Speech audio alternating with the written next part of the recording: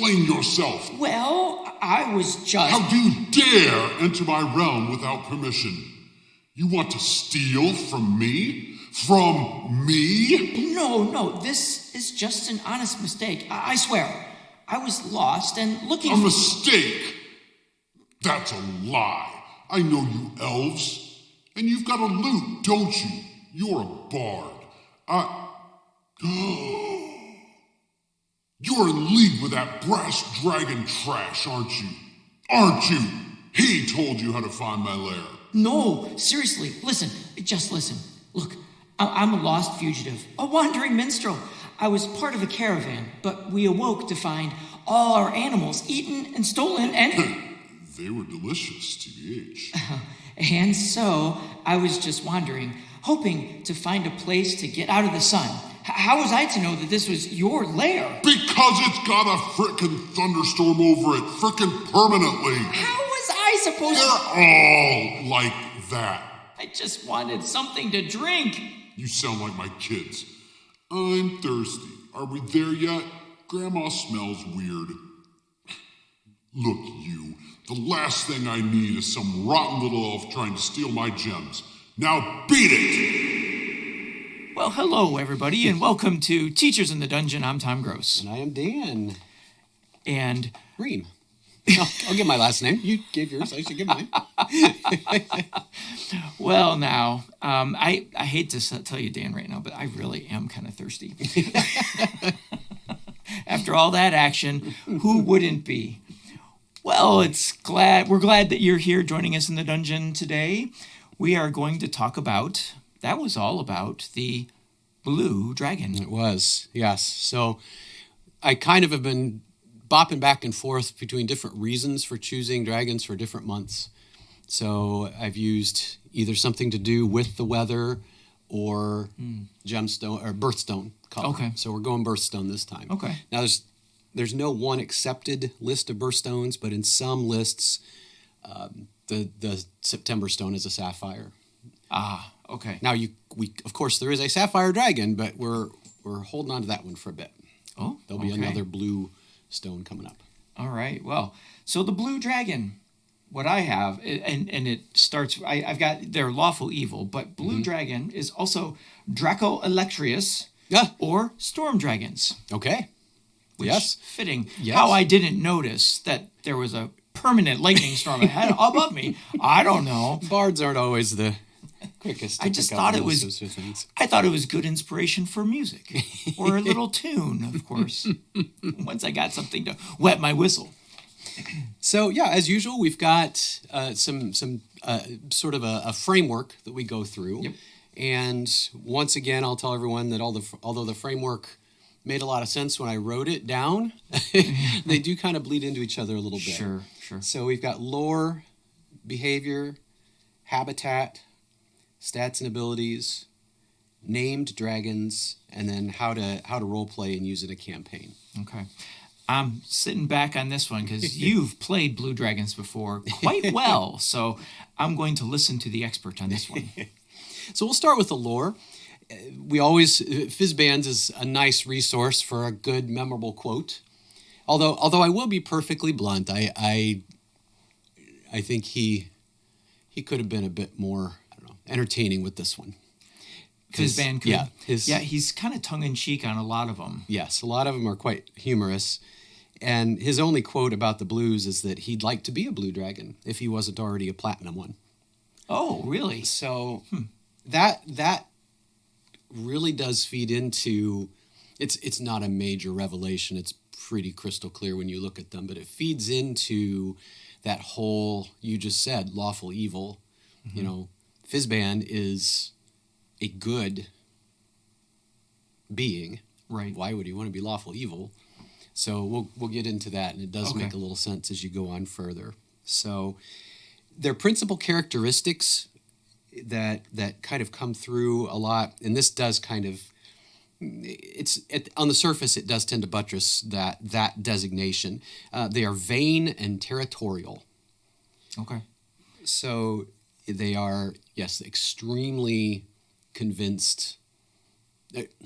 Actually, I shouldn't say that. I don't know if vain people maybe have an undercurrent of insecurity, but they want to be seen as the best and most amazing at everything. They are the second most powerful chromatic dragon behind the red. Oh. So Okay. they got a lot going on. We'll talk a little bit more when we get to their abilities. There's something about the breath weapon that it's very basic, and I'm sure most people have already realized, but I did not, which I think is kind of an interesting thing when it comes to different power levels. All right. So as I said, other lore about them, they smell like ozone and dusty air. So storm smell. Sure. Which I think is kind of cool. And the older dragons sort of crackle with static electricity as they get more agitated. Man, I can really picture, like, when you're trying to describe the setting as a DM, and you don't want to reveal necessarily that there's a red dragon, those are two really good ways through hearing and smell, sense of smell, to introduce your blue dragon. Is that like kind of burning wire or Yes. kind of smell, and I wonder if and this is where the metagaming would become an issue, but it'd be fun to be at a table where the characters learn about these signs. So your first level or lower level characters are going to smell those things, and the players would role play. Oh, that's really odd. I wonder why that's there, and then being able to piece together later if you've got recurring right dragons. Yes, their favorite treasure is gems of all sorts, but especially blue. Okay. And then after that, purples and greens. And they like any weather-related magic items, which again fits to what you were describing, which is cool. I didn't find that. That's good. And they really, really, really don't like brass dragons. Why? So is there a reason for that? Well, they compete for Well, I think brass dragons poke at the weak spots. Okay. Territory. They live in the same spaces. Got it. Yeah. And then to use sort of a British term, brass dragons above all love to take the piss. So they're gonna poke at the vanity of the blue dragons. Fair enough. So that would be something they would really, really, really not like. Okay. I always find the relationship between dragons to be interesting. Mm-hmm. Several things that you've mentioned just really kind of are a checkbox of my noted dragon that I'll talk about later. But one of them is the relationship between dragons. You mentioned that the red dragon is the one that's more powerful than the blue, the one, but that it's the brass dragon that agitates it the most. Yeah. And all of that really ties well into the dragon I'll talk about. So that's cool. These are very sounds like indicative pieces to what a blue dragon is. Mm-hmm. Did you want to talk a little bit about the way it looks? I think that kind of fits between lore and behavior. The only thing I really hit with their looks is they've got that single horn on their head, and it sits back kind of by the spines where their ears are. Yeah. And they use that horn to kind of camouflage themselves when they are either eavesdropping or waiting to like pounce upon, because they'll burrow themselves into the sand, which might get into some things you're going to talk about. That leads us into the behaviors. But they leave that horn up, and to someone who's not expecting the blue dragon to be there, they might think that that's a rock in the middle of the desert that they might climb for perspective or something. And boy, could you imagine the surprise when you climb this rock and then it starts moving and it is the head of the blue dragon that you maybe were looking for or not expecting at all. Yes. So, and I know a lot of them start with kind of different colors, and then as they become more ancient, get to the color that they are wanting. So I didn't see that in the reading that I did, but I'm pretty sure that that's probably pretty common. The one interesting thing that I did note, I didn't look heavily into the description, the physical description, because that's usually not where I'm heading with my research, but I did notice that their scales, they're lustrous deep blue, but if they don't actually spend a long period of time in the desert, they're not as shiny because the wind blasting of the sand Is polishes, what polishes it. Oh, which I think that's is cool. kind of a cool little thing. Yeah. And the one other thing that's notable about them is that their tails are more of a flat feature, which to me kind of makes sense if they're going to be burrowing in the sand, that might help to push them along because their tails are flatter, more like a rudder or something like that. So, yeah, I gotta admit, I don't love the design of the blue dragon. Okay. I that horn. I mean, it's unique, distinctive. I get it. It makes a lot of sense. But to me, the dragon look, I think, is like I guess I'm just kind of a traditionalist on a lot of stuff like this. The green dragon or the red dragon, I think, really capture what I imagine as a big, awful, evil dragon. Yeah. There's something a little almost misshapen about a blue dragon's head. Well, now we can't help how we're born.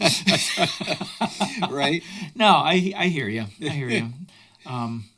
So moving on to their behavior, as you sort of indicated. Now, this is where I'm just going to go ahead and throw this out, and people can see if they agree by the end. I don't think they're evil.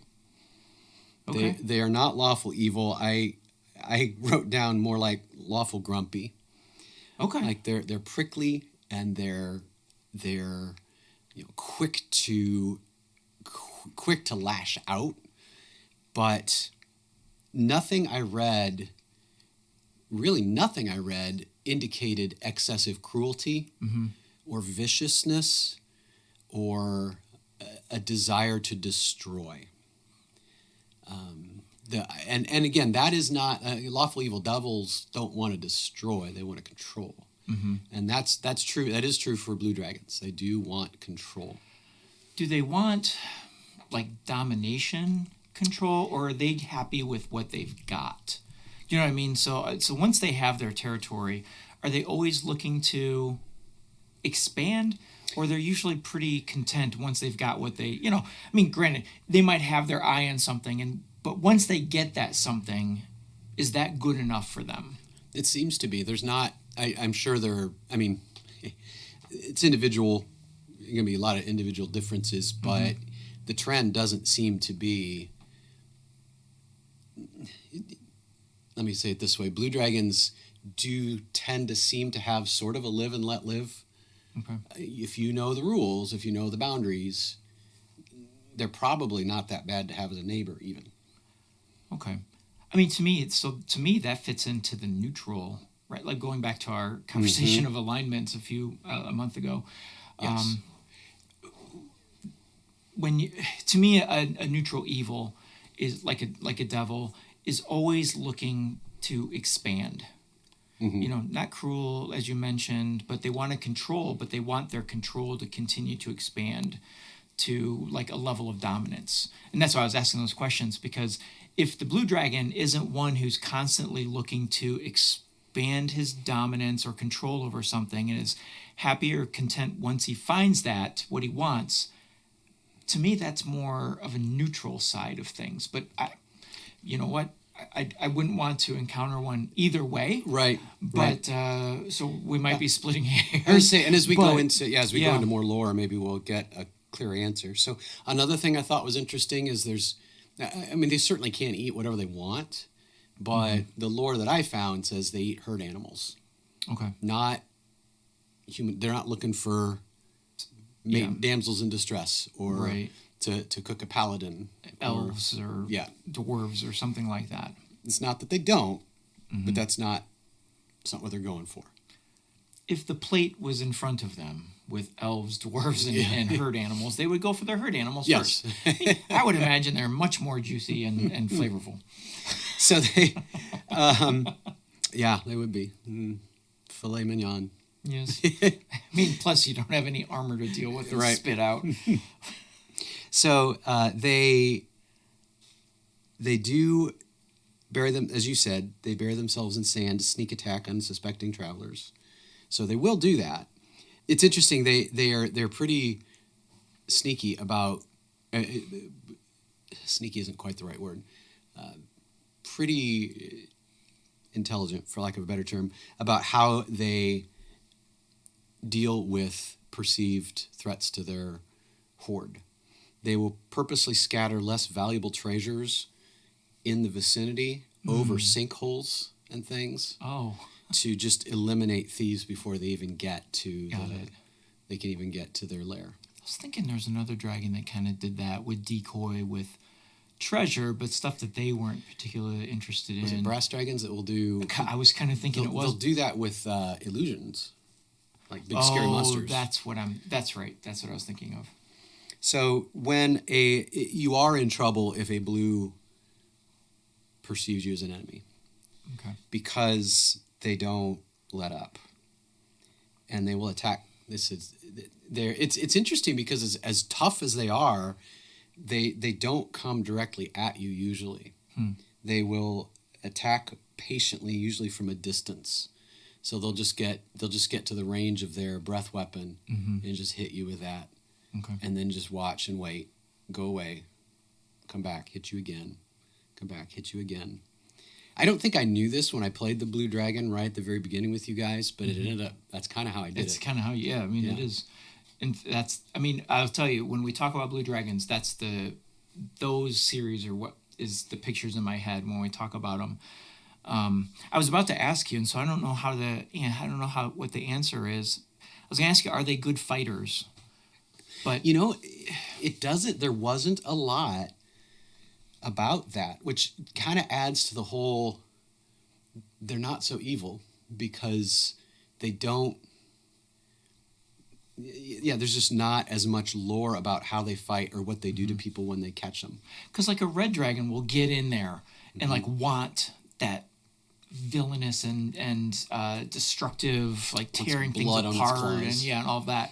And so based on the kind of sniping of the blue dragon from a distance with its breath weapon, that implies to me, implies that they're not particularly good fighters, but who knows? I don't know. But lore speaks, and so if there's not much talk about that. And how they treat humanoids is another thing that adds some facets, some nuance, because they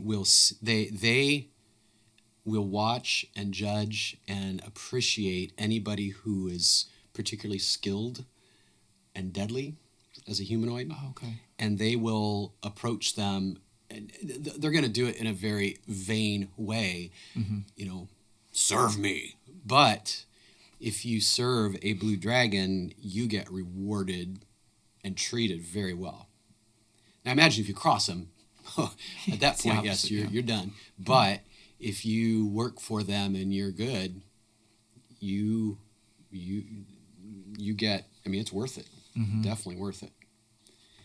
So, other things real quick, I looked at the random personality table for this one.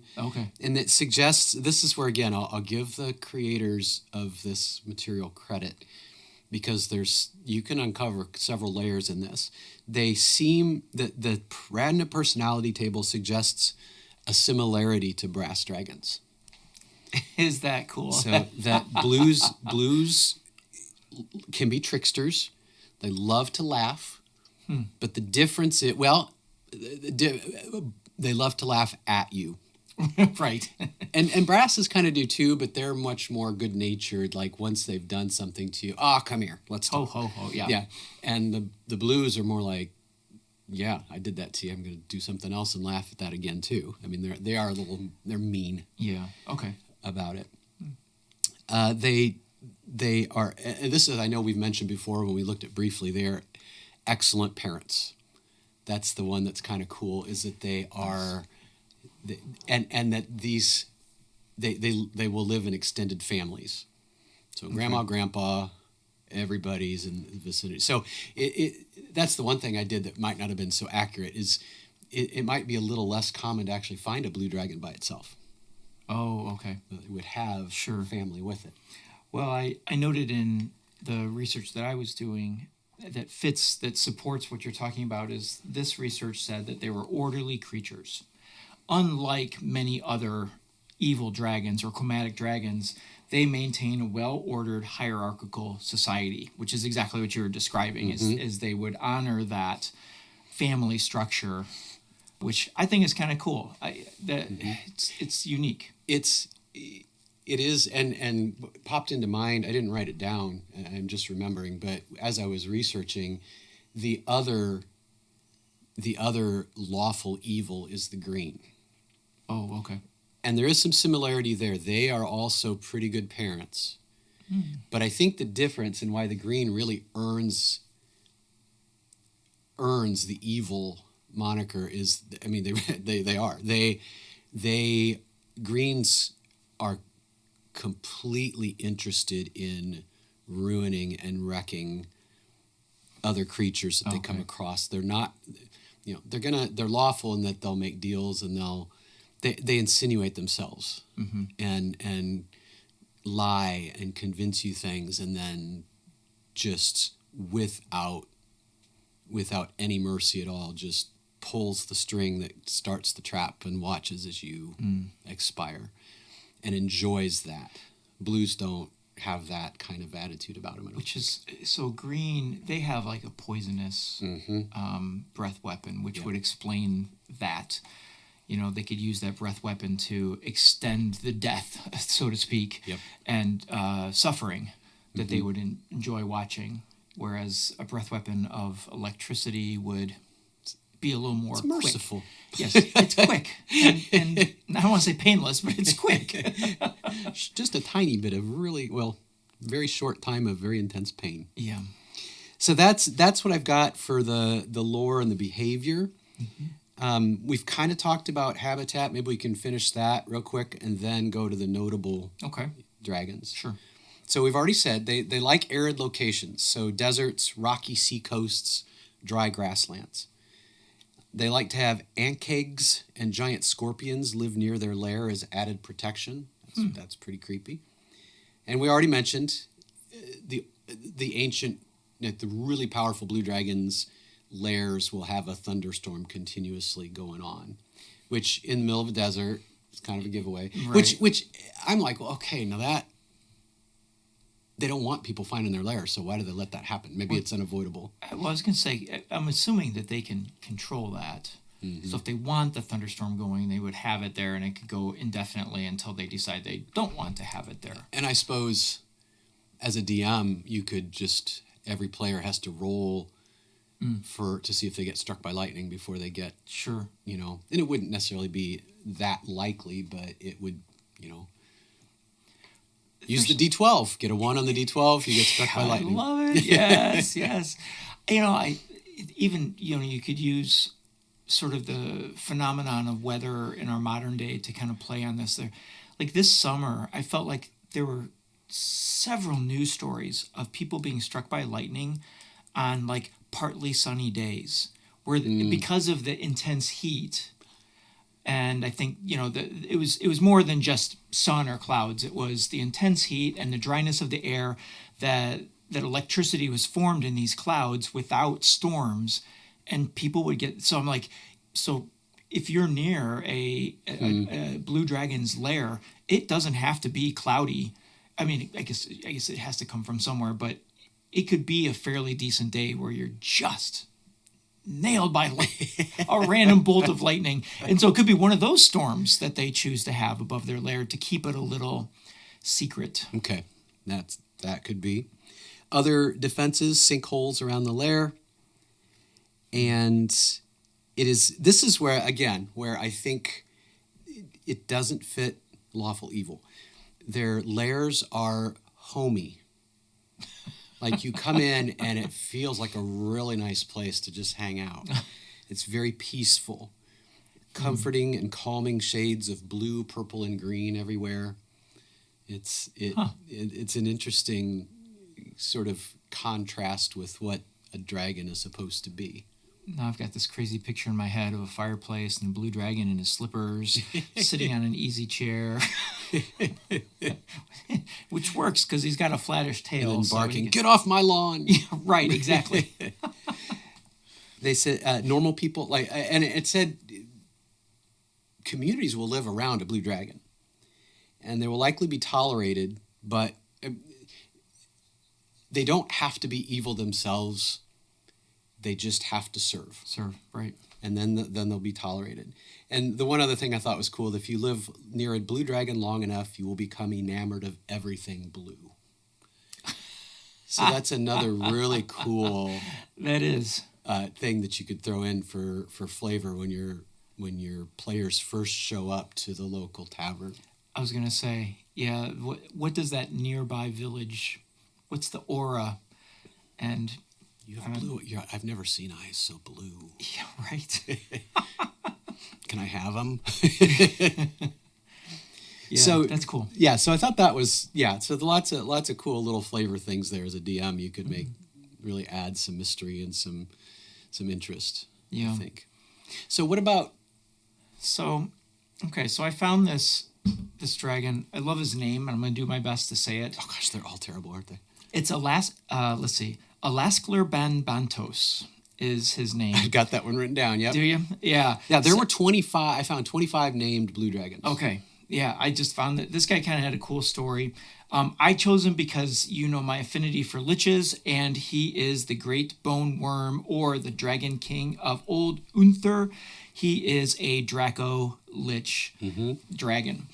Starts, so his story starts out as, a blue dragon, and for centuries he controls this area of land, but then I forget what happens. Well, he does have sort of an arch nemesis, and that is, I don't know about this one, Chazar, who's a red dragon.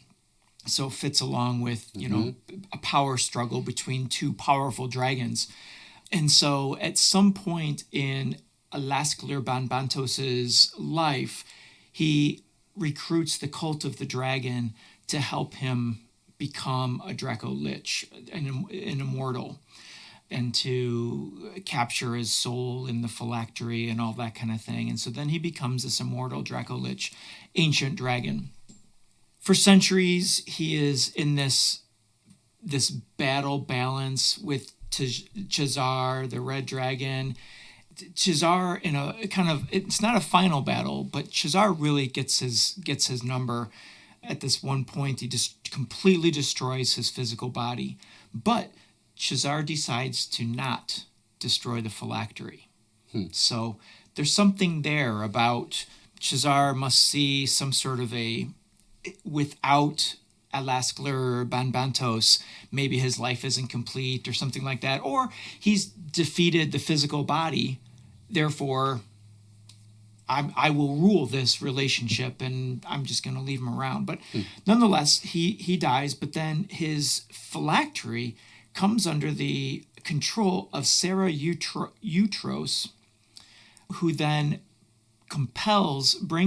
gives Alaskler Banbantos, gives him a new body, a young blue dragon body, and he lives within that. It eventually fades to death, and he's a Draco Lich again. I mean, he never stops being a Draco Lich, but the body is full, and then it just sort of decomposes. But he makes him serve Aoths, and Aoth. And it was a little unclear. Aoth is not a deity, so I think it's just a powerful individual that Sarah and Aoth are just adventurers or conquerors, and so Alaskler Banbantos is forced to serve them. Eventually, I think this is what's so cool about the story. Eventually, Alaskler Banbantos allies with Chazar to defeat Sarah and Aoth, and Sarah and Aoth defeat them. Oh. Still Destroy them both. And so that is the story. It's a sketchy story, but that's the story of Alaskler Banbantos. Cool. So, yeah, I mean, it fits a lot of that lawful evil, except for, well, no, I guess liches, most liches I think are chaotic evil, but a lich can be probably either type of evil depending on their background. Yeah, I think so. But the fact that he was simply just wanted to control certain parts. I mean, he conquered, but then I think he was happy with what he had gotten, which is why I kept asking those questions early on, because I don't think Alaskler was too terribly interested in conquering the world. He just wanted to conquer his little world. Yeah. So just a few others. I won't go into the stories. We'll be here all day. There's Imrith, the Doom of the Desert. She studies magic, wants to become a god. And what's cool is she uses her shape change abilities to infiltrate storm giant communities and just sow as much dissension and problems as she can. Because dragons and giants don't like each other. Right. The other one, this one I thought was cute. Chezeran and Anaxaster. These are siblings who play fight in the skies above mom's lair. So once again, kind of the connection to cats. Yeah. You know, and that could be quite a sight, again, for a DM to describe to a party. There's one that was imprisoned, Araugathos, imprisoned by Hallister. Oh. And eventually escapes and helps a town against a red dragon. Nice. And there's Iriclathagra, a very patient, thoughtful, and utterly vengeful blue. She fought a magician emperor 3 times, finally got the better of him. He's a lich now and wants revenge. I love it. So I thought that was kind of cool. So, finishing up, then, we've got a couple of things to talk about here. Their stats and abilities. They are the second most powerful chromatic dragon, so super high AC, lots of HP. They have a burrow speed, which is fitting. Oh, okay. And this is where... first of all, I'll say there are some spellcasting options if you choose to add those to your dragon that you're going to play. Create or destroy water, major image, arcane eye, and project image, which I think is kind of cool. Yeah. And their breath is lightning breath, as you already said. And this is what I know. I don't know why I didn't really think about this before. It is a 10-foot wide lightning blast. It is not a cone. Oh. So if you are 10 feet wide. Yes. So it's essentially lightning bolt, but like maximum size. Right. And so it probably travels farther than the fire breath of a red dragon. But a red dragon's going to get all y'all. Right. A blue dragon, if you're fighting them, you need to space out, and it can't get you all. Which with that you breath. are a master of getting us in combat all lined up. I don't know how many times you've done that to us. And that reminds me, I'm sorry, not to go back to Alaskalander, but one of the things that I thought was very cool visually is in his skeletal form, lightning jumps between the bones of him. Oh, cool. Cool. So when you see him, he's just this like electrical, creature that looks really cool. But anyway. So last thing is how to use it in a campaign, how to role play.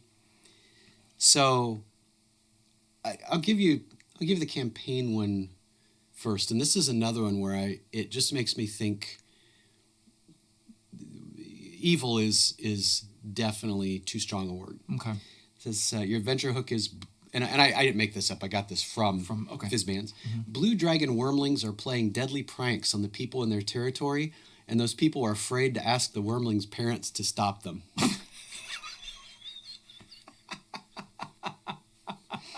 Timmy would never. Right. How dare you suggest he would do anything bad? Oh my gosh, that's hilarious. So that could be a really fun adventure, particularly for low-level players. Because it's a lot more problem solving. And you really could, you have to get by the wormlings to get to the parents. So you have to beat them, but you can't hurt them too badly, or the parents are never going to listen to you.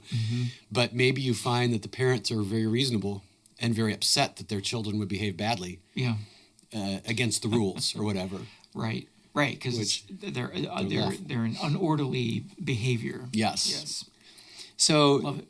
Again, to role play, just to sum up, I don't feel like they're more prickly and unpleasant than they are evil. At least according to everything that I've read. Now, obviously, you can take them in an evil direction. And the other thing that's in my head is the Critical Role first campaign and the cartoon or animated series where they're fighting. It is kind of a cool name, the Chroma Conclave. Nice. Love that. Nice. So there's one each of all the chromatic dragons, and the blue dragon is nasty. So, but he's also sort of the jovial one, and less like he's the first one they knock off. So, and I think he's younger than the others. But anyway, he doesn't have the same just venomous, vicious that the others do. I mean, my thought is they're going to kill if provoked, but they don't seem as dangerous as other dragons in the sense that you can have a conversation with them and you don't have to worry about them trying to do awful things to you. Right.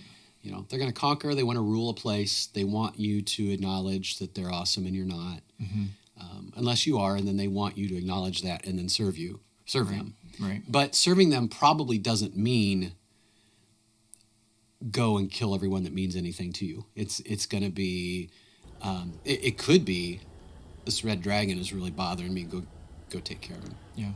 So easy enough to be a good character and serve a blue dragon, at least for a while. Right.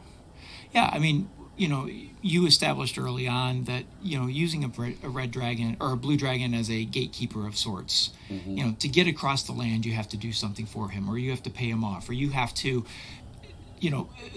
just shower him with, you're so great, you're amazing, we can't believe that we're in your presence, that kind of stuff. I think that's a cool way to use that blue dragon. And this servitude piece that you're talking about, either side quest type things, or maybe that is the main quest, is doing something for the blue dragon. And I think as a DM, particularly when I was a new DM, when I looked at the other dragons, chromatic ones, I thought, I don't know how those would be much trickier to play, because particularly the red, the black, and the white are feral. I mean, in a way, they're probably just gonna kill you because that's just the way they are. So that makes it difficult, I think, as a DM, particularly if you're just starting out, and particularly if you have a group that's maybe a little lower level, because there's not much. You could try bartering with them, but they're gonna turn on you the moment they feel like it. Whereas a blue is gonna be like, all right, I said I'd let you through. I'm gonna let you through. So I think that's more manageable. Yeah. All right. Well, we would love to know if you've used a blue dragon, or maybe we've inspired you to try out a blue dragon. Let us know. I'm kind of like Fizzban. I think they're not my bronze. I think is my very favorite. Okay. But of the baddies, they're definitely my favorite. So yeah, let us know. Our email is teachersinthedungeon@gmail.com. You can also join us on Instagram and Facebook, Teachers in the Dungeon, and at Dungeon Teachers on Twitter. So let us know what you think of the blue dragons. But until then, for Dan, I'm Tom. Keep rolling those 20s. See you later, folks.